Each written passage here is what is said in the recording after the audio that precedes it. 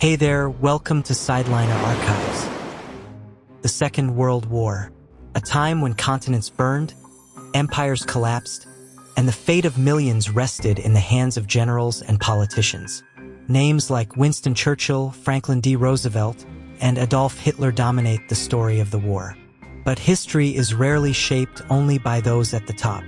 Behind the speeches and battle maps were countless individuals working in the shadows.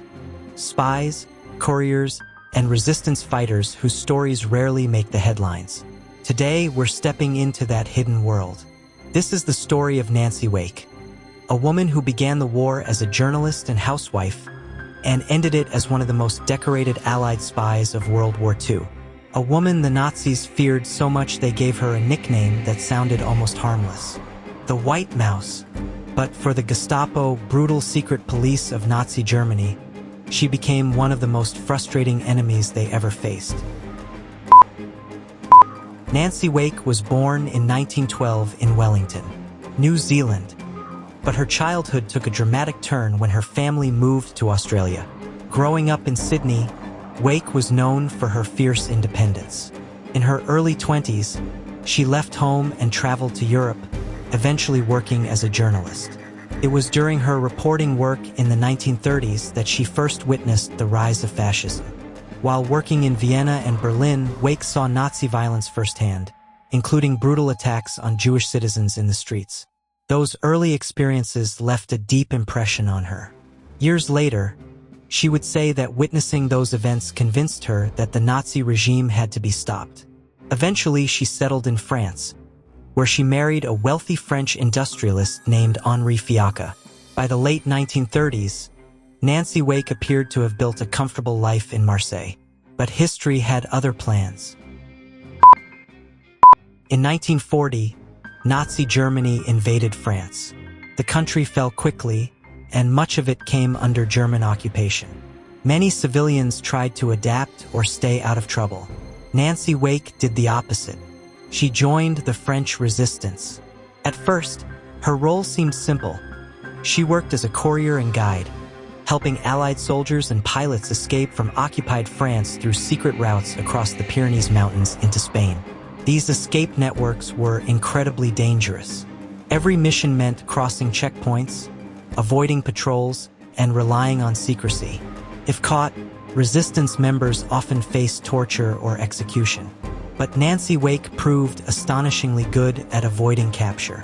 She carried messages, money, and documents across occupied territory, sometimes traveling hundreds of kilometers through dangerous zones. Soon, German intelligence noticed something unusual. No matter how many traps they set, one resistance operative kept slipping away. That's when the Gestapo gave her a nickname, the White Mouse, because she seemed impossible to catch.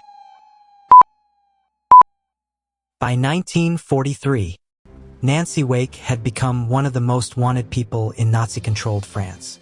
The Gestapo placed a large bounty on her head, reportedly 5 million francs, an enormous reward at the time. Her escape networks had helped hundreds of Allied soldiers flee occupied territory.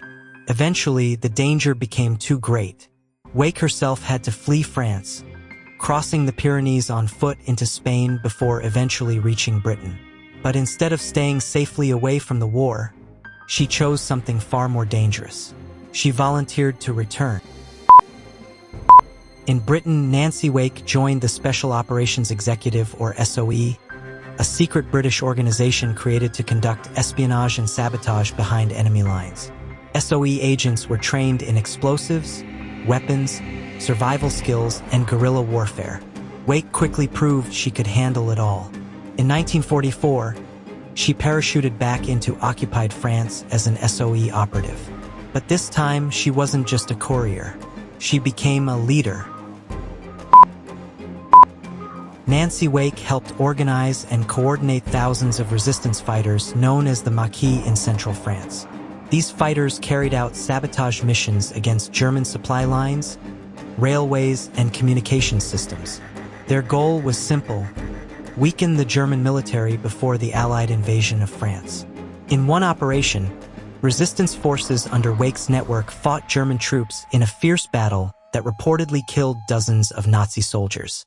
Her leadership, courage, and ability to inspire fighters made her a key figure in resistance operations leading up to D-Day. Stories of her daring spread quickly among resistance groups. One famous account claims that during a mission she silently killed a German guard with her bare hands to prevent an alarm from being raised. Historians agree on one thing. Nancy Wake was one of the most effective SOE agents operating in France. But even heroes cannot escape tragedy. While Nancy Wake was fighting with the resistance, her husband Henri Fiacca remained in France. The Gestapo eventually arrested him and tried to force him to reveal her whereabouts. He refused. He was executed. Nancy Wake would only learn about his death after the war ended.